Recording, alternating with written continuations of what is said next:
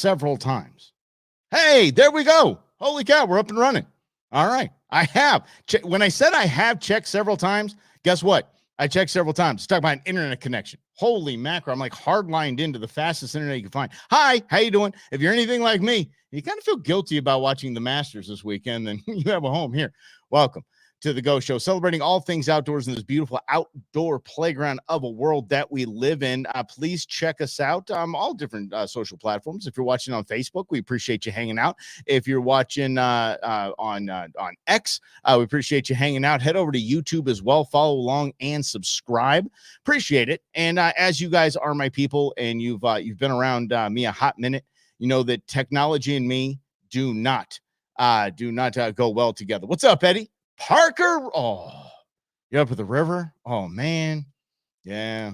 A buddy of mine has a big, ginormous place a couple buddies of mine have a couple of them on the California side, Big River. Holy mackerel, what a blast that is. All right, well, it's good to have you here, Eddie. And listen, if you felt guilty like I did about watching some of the Masters, then let's chat about that. The Masters, to me, is something, obviously, you're watching inside. You're indoors. You're not like me. You're not getting outdoors. You're not doing out, celebrating this wonderful weather. I had the windows open, the doors open. I was doing the domestic stuff that you have to do on the weekends, maybe folding some laundry, and it was on in the background. And I kind of felt like I should be, look at these guys. Look at these people out here. They're having a great time. Look at them out there. Everybody's out there just getting sun, having some drinks, doing the, little Masters clap. And and I'm thinking, dang, that is something to celebrate. It really is. And I think the biggest takeaway I had, besides how just beautiful Augusta, Georgia is, one of the biggest takeaways I had was there wasn't a cell phone there. I have to look this up because maybe they don't allow cell phones at the Masters, but there wasn't a phone in sight. Everyone was in the moment, enjoying the outdoors, enjoying watching some stellar golf. And the winner of the Masters just put on a clinic, just put on a show of dedication, focus. I would love to hunt with this guy. Because he's not going to chit chat. He's just going to stay focused, laser focused until the job is done. Nothing but impressed by him. What an amazing champion, and what a kind of fun to watch. Okay. The Masters people are very pompous, and they love them some them. It's a tradition like no other. The Masters. Yeah, okay. Yeah, good. You love you some you, dude. Fine. Why don't you just talk about, hey, look at everyone's out here getting some vitamin D, having a good time.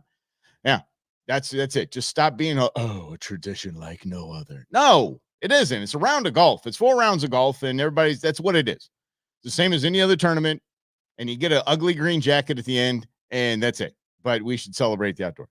At the end of the tournament, Greg Nance was just killing. He's killing time. He's just, I don't know what happened to the trophy presentation, the jacket presentation, but Jim Nance, God love him, just had this voice on like this. And he was just fawning all over what a magical week it was, and this, and how amazing it was, and how wonderful it was. And he was right. But the poor guy was just, instead of like, hey, you see that squirrel in that tree over there? Look at that. Whoa, look at that bird. Hey, that's actually a native bird here to Georgia. Get outdoors. But I had a good time. I had a good time watching it. Felt a little guilty, but it was cool because I think it promotes getting outside. You see all the driving ranges this week, chock full of people that just were motivated by it. And maybe they think they can be a tournament player. Great, whatever. I don't laugh at them. If you have dedication and passion to something, be dedicated, be passionate about it, and your life is going to be great. But these people just said, you know what? I need to get out and hit some balls. Wow. Look at how beautiful it is out there. Yeah, so I think it's a good thing to celebrate. Speaking of something to celebrate, 19 heroes right here in Arizona. The Yarnell Hotshots, the Granite Mountain Hotshots, the Yarnell firefighters that lost their lives saving a town. I mean, quite literally, there's no two ways about it. They saved a town, and the job was done. They were packing out, and they were overtaken. The flames took a turn. And just probably the most horrific way someone could go, they went, all 19 of them. And still, my heart goes out to the one survivor that just has to have an immense amount of survivor's guilt. He's kind of the watchman, the kind of the one up top glassing and pointing, go this way, go that way, radioing it. And he had to listen to it and watch this. Heart goes out. So, as you know, my girlfriend has turned me into a hiker, or someone at least that hikes. I don't know if I'm a hiker just quite yet, but heading up to Prescott to the rodeo, we decided to stop and do the Yarnell Trail, the hiking trail that I have to give the Forestry Service, whoever runs this, mad props. What a beautiful hiking trail. It's a hiking trail that is worthy of the honor of being called the Granite Mountain Hotshot Yarnell Memorial Trail. I'm telling you, it was beautiful. It was well kept, manicured, and just amazing. Every 600 feet, there is a plaque that commemorates one of the fallen. People bring trinkets. I felt bad. I didn't know I was supposed to bring something. I would have brought a challenge coin, something just to love on the memory of these people and to show those that hike this trail that this is no joke. We take this seriously in Arizona. These guys are heroes. And for me, I'll tell you personally, I didn't know how I was going to do with this. I really didn't. I didn't know I was going to do this. I'm not making this about me. I had a hard time with just the thought of going to this because I covered this for a radio station here the day of, the day after, and the day after that. I mean, the Joe Biden, memorial service, I'm sorry, with Vice President Biden attending. And I mean, it was a big, big national deal, but it was also a very emotional deal, a wildly emotional deal.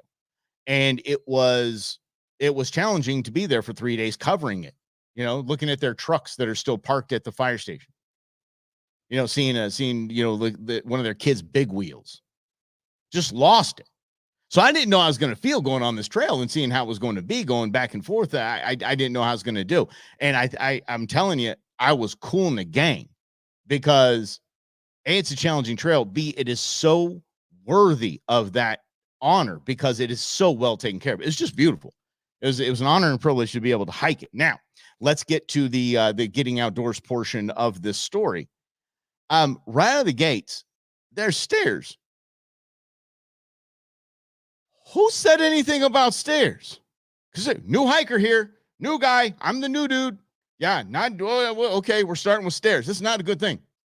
Which leads me to this. If you want to get anyone into any type of outdoor pursuit, especially something like hiking, set expectations, set clear definitions. Okay. When I say it is a easy trail, that's like walking, say my grocery store is 2 miles away. That's like walking to the grocery store and back. That's easy. Okay. That's an easy trail. So I have that definition set. A medium trail is, solid grade, but it's flat and you're okay. A difficult trail is what I was on. That is a difficult trail. It is. It is 3 miles in, 3 miles out. And when I say in and out, once again, definitions and expectations. Ready for this? 3 miles up. And 3 miles down. So this is it's a difficult trail. I don't know. I haven't been on many, but this was the toughest I've been. This is the most challenging. Now, there are out here in the West Valley where I live, the West Valley of Phoenix, there's a spot that has several trails. I've summited one of those, and it was challenging, but it wasn't like this. It's called Turnbuckle. I call it Turnbackle. Okay, hey, can we turn back? I've summited that, and it seemed easy-ish. So that would be intermediate to me. This was difficult, challenging. Okay, but again, setting those expectations, because all I looked at when I was researching, not really researching, but I was told by my girlfriend, it's 3 miles in, 3 miles out. And so I thought, okay, 3 miles in, kind of like we do out here in the West Valley, flattish, nice, easy grade. Not a lot of rocks we're doing step ups on, and that's easy breezy. And I thought, I do 3 miles, no problem, just walking. I can do 3 miles, no problem on a decent hike. It's no problem to me. So I didn't think anything of it. Well, so my expectations were set one way, and they were met by another set called reality. And the reality is that I had to, I'm going to tell you all this. I'll be straight with you here. Started feeling a little lightheaded. Going up the hill. Made it about a mile in, and I wasn't doing so good. My wind was good. My legs were good. Everything was fine. Cabeza, no bueno. I was feeling a little woozy. And so I decided, practice what you preach, Michael. Practice what you should preach and tell your hiking partner, my lady, my head's kind of lightheaded. She goes, okay, let's turn back. I'm like, turn back. I don't turn back. We talk about turning back. I'm not turning back. What do you mean? That's for people that can't hike and all that stuff. That's for people that's out of shape. That's for old people. No way in the world. I'm not turning back. And I was stubborn. I told you every 600 feet, there's another memorial. I said, okay, make a deal. Let's go 600 feet and see how we do. I'm thinking we're just going to keep smoking through there. We get to 600 feet. I mean, 600 more feet. And that's up, remember. I'm like, my head does not feel good. I don't know if there's no way I can get all the way through this. There's no way. And again, my legs were fine. My wind was fine. I've been doing some sort of exercise every day. And I thought, okay, I got this. Dude, I didn't.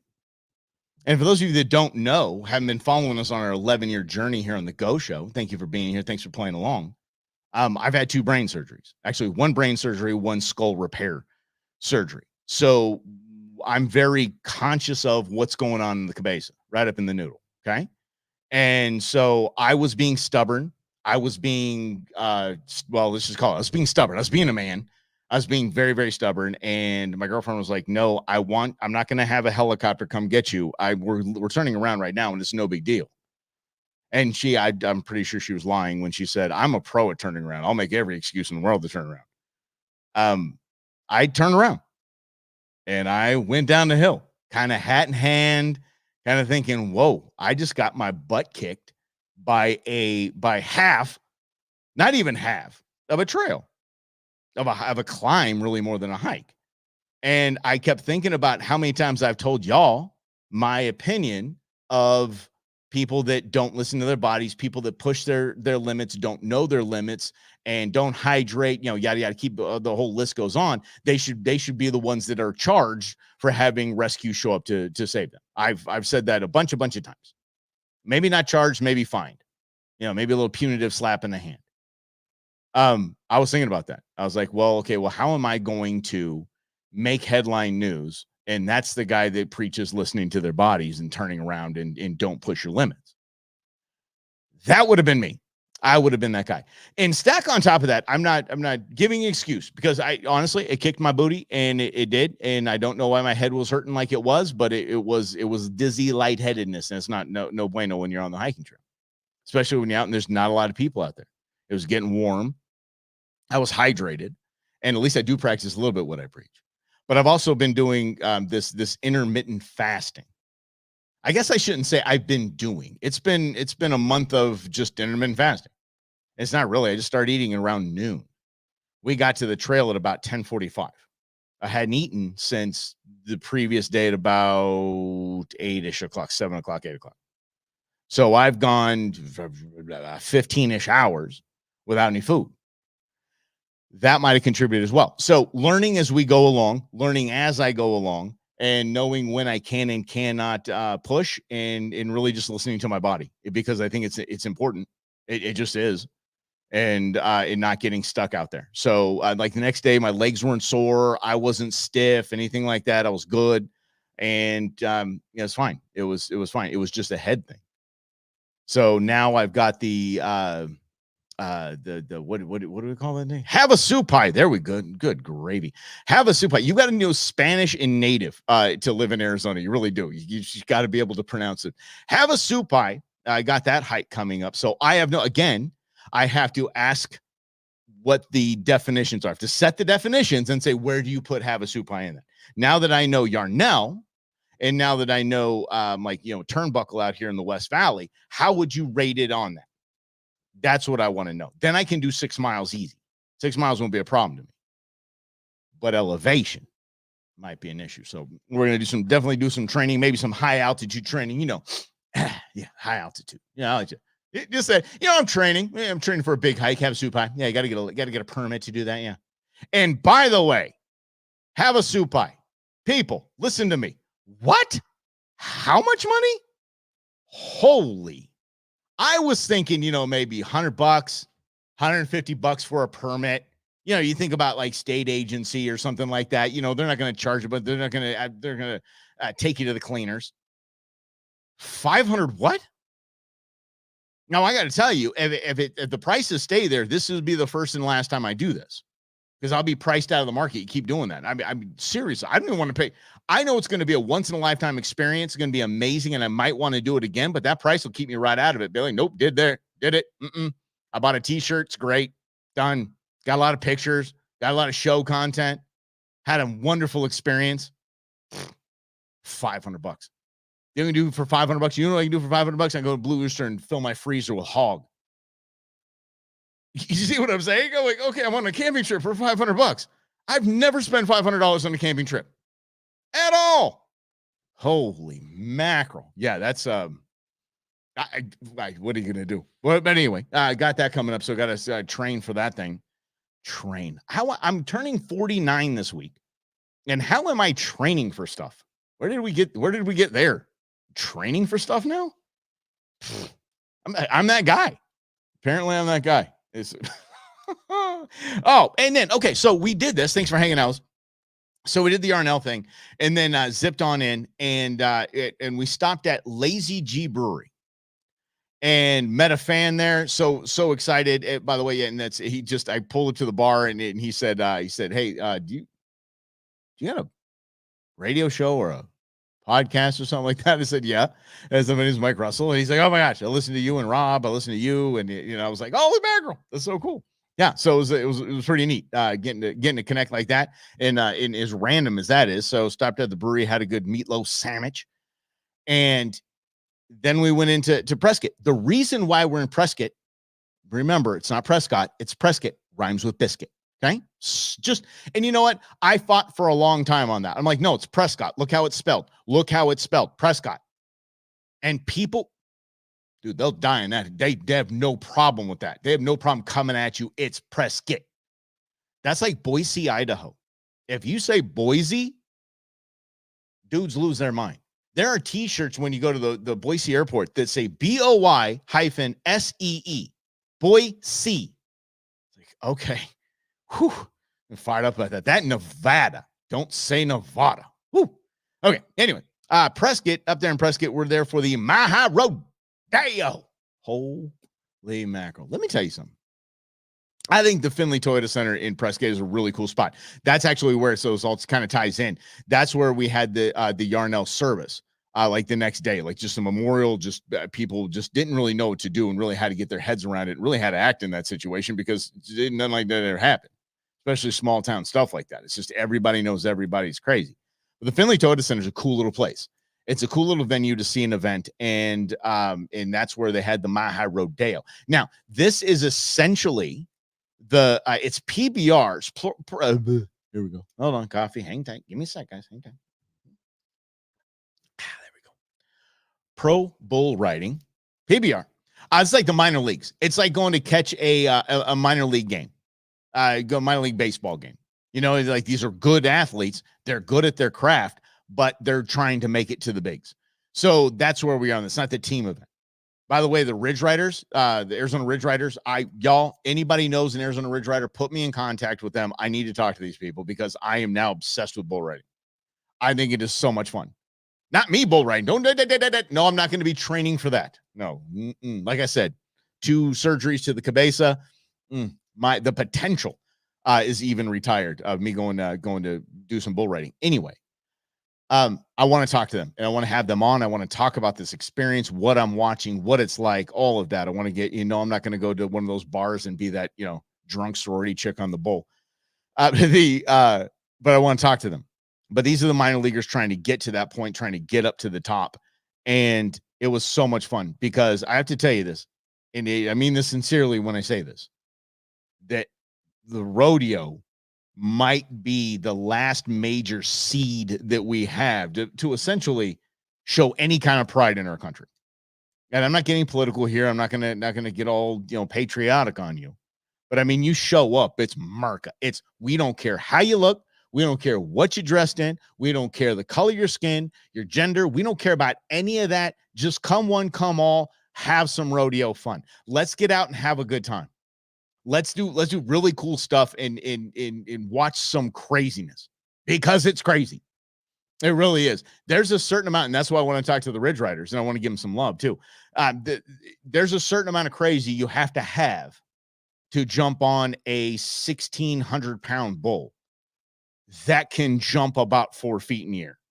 So, yeah, there's a certain amount of crazy there. But to witness that, to watch that, I mean, these are athletes. These guys are they're strong. They can take a punch. It's like man versus wild boxing is what it is. It's mano a mano. There's really not much you can do. Oh, Mike, they do this to the bull and that to the bull. Bulls are fine. Those bulls look, if that's it, I'm telling you, let me put it this way. If I have to come back as an animal, I'm coming back as a hunting dog, an indoor hunting dog. I'm coming as a hunting dog or one of these bulls. Okay, the worst thing you have is somebody ties a rope around your junk and they say, okay, go buck this dude off you. Okay, I can do that once a week. I'm good. And they're catered to. They have beautiful names. And speaking of names, by the way, tomorrow we are going to cover at length who names plants and birds. There's some weird people naming these things. They're worse than minor league baseball teams. Anyway, the athleticism that you see, the man versus wild, it's just man versus animal, man versus nature, is so much fun to watch. It's something to get out if you get good tickets and you just want to see some crazy stuff. The public address announcers are in the rodeo. We used to call them rodeo clowns. They're now called bullfighters. I'm disappointed in that. I'm not going to lie to you. I thought I'd see some clowns. I really did. You know, they don't need to come up and make me a balloon animal. I mean, that's just what I thought it was. I thought the guys running around getting the bulls to get back in the pen. I thought they're supposed to be in makeup. No, these dudes are like they're like celebs. Yeah.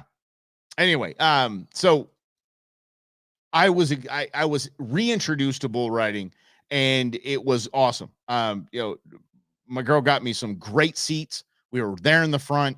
We were right by the buck and shoots. No lie, they're called the buck and shoots. And every time he said buck and shoots, we both went buck and shoots. But we had the close up. Here's one of my big takeaways. I was rooting for the bull. I'm not kidding. Not that I wanted to see somebody get hurt.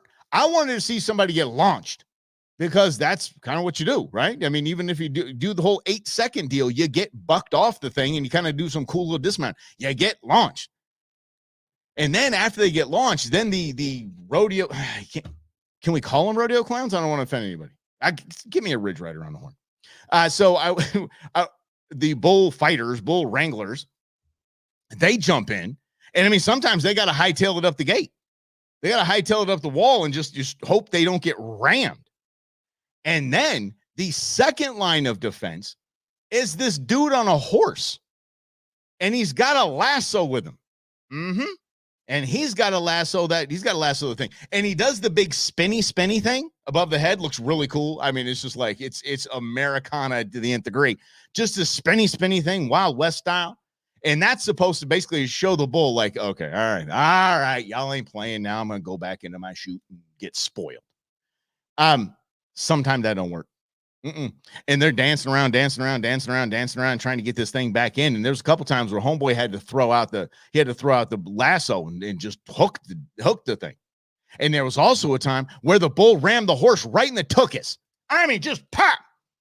Felt bad for that horse, man. I was like, dude, like looking back up at the guy, like, why did you put me in this spot? Just got rammed right in the booty. Oh my gosh, it was terrible. It was terrible. But that, and then they went out and switched horses, and Nick was just like, why? Ed wasn't good enough? Why am I out here right now? Do you see that bull? And there's a hairless ape riding him, and he just got thrown into the 7th row, and you want to take one with your little rope, dude? I always like to think of what animals are thinking at certain times. And these horses, by the way, champion, just awesome to watch the horses work, and to watch that rider work the horses is amazing too. But just I am blown away that This stadium was packed. The people were excited. The energy was high. And I'm going to recommend that to you. I'm going to recommend if you just go into pro bull riding, PBR.com or whatever it is, and just get on the mailing list. I mean, what an amazing, amazing thing to do with the family. And it's just too much fun. They had kids. Now, I know what mutton busting is. If you don't know what mutton busting is for the little kids. They put them on sheep. And they let the sheep get out there. And by the way, the kids have the full setup on. They've got the helmet with the mask, and they've got the big vest on. And they get out there, and they ride a sheep around until they fall off. It's a lot of fun to watch. But they had kids on bulls. Like little bulls, but bulls nonetheless.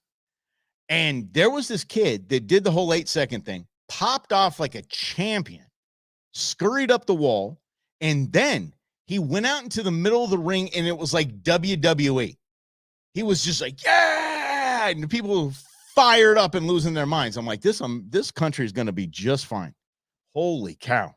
It's just a fun thing to watch, and something I highly, highly recommend. Yeah. And this is another thing I'm going to say after my Yarnell Trail experience. The weather's changing out there. This is just the public service announcement from your Uncle Mike. I do this every single year. Please give me the runway. It's okay. We'll get through this. Damn it, hydrate. I stop with this. Oh, I haven't drank any water today. Look, we know this as Phoenicians. As Arizonans, we understand this. But we don't usually do enough of it. And I'm telling you, your summer's going to be better. Your body's going to be better. You're going to be healthier.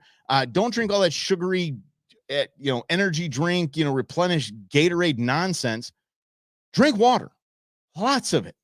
Put some fruit in it or whatever. Make it nice. But hydrate, please. The weather is not going to screw around this summer.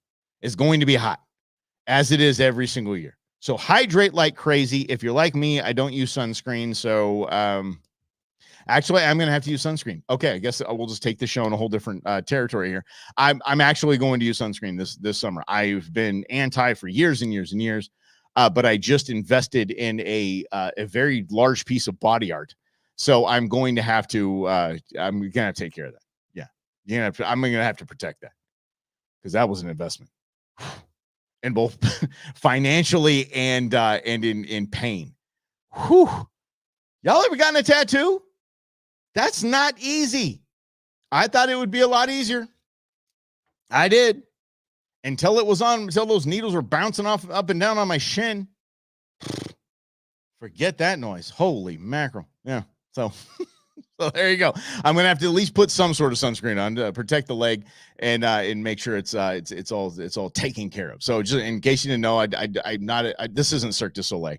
I can't get my leg up that high. It's a great horned owl on one side, it's a bison on the other side, and a hummingbird and Celtic pattern all around. Yeah, hummingbird. Yeah, so hummingbird's my favorite bird. It just is. Followed by the great horned owl, obviously, and the bison being my favorite land animal. Followed by the white rhino. There we go. So there you have it. A little ABC of me. Thanks for playing along. Thanks for hanging out. Remember, tomorrow is going to be absolutely hilarious. I have a list of plant and bird names who's allowing this to happen? I can't wait to share that with you. We'll have a lot of fun. So we'll see you tomorrow right here on The Go Show, celebrating all things outdoors in this beautiful outdoor playground of a state that we live in. Thanks for hanging out. We'll see you tomorrow.